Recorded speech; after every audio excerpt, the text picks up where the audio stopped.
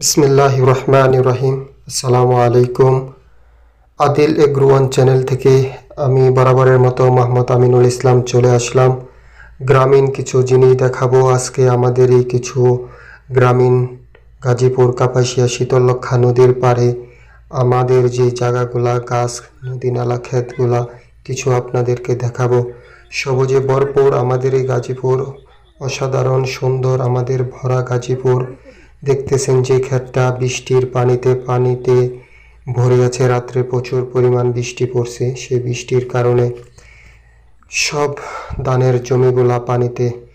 আপনারা দেখতেছেন সবুজে ভরা আমাদের যে ধানের বীজ বুনছিল, সেই বীজ বোনার পরে সবুজ সবুজ ঘাস, ধানের যে জ্বালা, আমাদের গাজীপুরের কাপাসিয়ার ভাষায় জ্বালা বলে। দেখতেছেন প্রাকৃতি ভরা আমাদের গাজীপুর কাপাসিয়ার সুন্দর সুন্দর সুপারি গাছগুলা দেখতেছেন। অনেক আমার কাছে ভালো লাগে সকালে উঠে আমি যখন এই জায়গাতে আসি। এই সুপারি বাগানটা আমাদেরই। এই সবুজ গাছ যে দেখতেছেন, এই গাছগুলা অনেক ভালো লাগে। যখন সুপারির সিজনে সুপারি পাকে, বাদুড়ে খেয়ে তারপরে নিচে ফালায়, সেটা অনেকই কুড়াইতে ভালো লাগে। কে কে কুড়াইছেন এটা অবশ্যই জানাবেন কমেন্ট বক্সে। আসলে অনেকেই আনন্দে ভরপুর। ছোটোবেলা আমরা অনেকেই আনন্দ করতাম। কৃষি জমি আমার অনেক প্রিয়।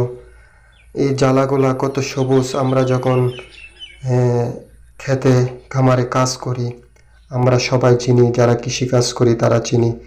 দেখতেছেন আমার একটা জ্যাঠার জমিন, এটা একটা খেজুরের গাছ। শীতের দিন খেজুরের গাছ থেকে খেজুরের রস পাড়া হয়।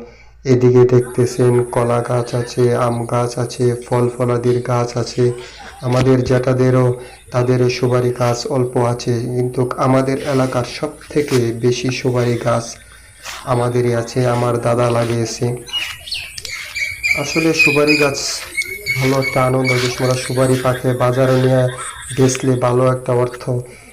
এই জায়গাটা দেখতেছেন, এখানে আমার পরিকল্পনা আছে পরবর্তী টাইমে আমাদের আদিল এগ্রো খামারটি যেটি আমরা করতেছি, এই সুপারি গাছগুলো আমাদের এই জায়গাতে আমরা পরিকল্পনা করতেছি গাছ লাগাবো পরবর্তী টাইমে। এখন আমরা দানি লাগাইতেছি। এখানে পানি কিন্তু শুকনা থাকে, কিন্তু আমরা পানি আটকায় রেখেছি। এই সুপারি গাছটা আমার আসলে অনেক আবেগের একটা জায়গা। এখানে একটা নারিকেল গাছ আছে, প্রায় 100-র মতো সুপারি গাছ আছে আমাদের টোটালে এই জায়গার মধ্যে। প্রায় 150 থেকে 200-র মতো কাছাকাছি সুপারি গাছ আছে। আসলে যে জায়গাটা দেখতেছেন এখন, এখানে আমার পরিকল্পনা ঘাস লাগানোর জন্য, গরুর খামারের জন্য। এটা আমাদের ধানের চাষের জমি। এখানে পানিতে, বৃষ্টির পানিতে ভরপুর হয়ে গেছে। দেখতেছেন কত পানি সুন্দর। আজকে ট্রাক্টর আসবে, সেজন্য ক্ষেতের আইলে আমার ছেলেকে দেখতেছেন। এটা আমার বাবা আছে, এখানে আমার চাচা, সবার ক্ষেতে সবাই কাজ করতেছে। ক্ষেতের সাইড কাটতেছে। সাইডের যে জায়গাগুলা থাকে আমাদের দিকে উদ্দি বলে, মানে ক্ষেতের আইল বলেন বা লাইল বলেন, যাই বলেন, যে যেখান থেকে এক দেশের ভাষায়, সারা বাংলাদেশের বিভিন্ন জেলার বিভিন্ন ভাষা আছে। আমাদের ভাষায় আইল বলে বা লাইল বলে। এই যে দেখতেছেন অন্য আরেকজন লোক এই জায়গাতে কাজ করতেছে। তারপরে দেখতেছেন আমার চাচা আমার ছেলের সাথে দুষ্টামি করতেছে। তারপরে দেখতেছেন আমার বাবাকে, এই জমিটা আমাদের, আমার বাবা আল ছাড়তেছে। দেখেন অলরেডি এদিকে আল ছাটা হয়ে গেছে। আলের টানে আমার ছেলে দুষ্টামি করতেছে। এটা আমাদের অন্য আরেকটি দাদার জমিন, এখানেও চাষ করবে, তারাও কাজ করবে। সবুজ দেখতেছেন, যে জ্বালা গাছটি দেখতেছেন অসাধারণ, অনেক সুন্দর গাছগুলো আমার অনেক ভালো লাগে। আর আমার বাড়ি গাজীপুর জেলা।